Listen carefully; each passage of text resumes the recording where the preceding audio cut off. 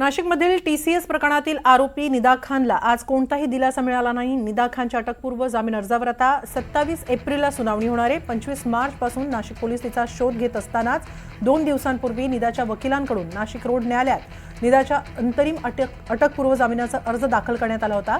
दरम्यान त्यावर आज अतिरिक्त सत्र न्यायाधीश KG जोशी यांच्या न्यायालयात इन कॅमेरा सुनावणी पार पडली। जवळपास तासभर चाललेल्या या सुनावणीत दोन्ही पक्षांनी जोरदार युक्तिवाद केला।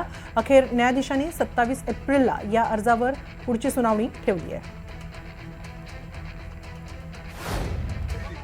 आरोपीच्या वकिलांतर्फे आज रोजी युक्तिवाद करण्यात आला। आज आम्ही मूळ फिर्यादीतर्फे वकीलपत्र दाखल केलेलं आहे। आमचं म्हणणं होतं न्यायालयास की आमचं म्हणणं लेखी म्हणणं कोर्टाच्या रेकॉर्डवर येणं आवश्यक आहे। आम्हाला आमचं म्हणणं म्हणण्याची संधी देण्यात यावी। कोर्टाने ती विनंती मान्य केलेली आहे आणि 27 एप्रिलला अंतिम युक्तिवादासाठी प्रकरण ठेवण्यात आलेलं आहे।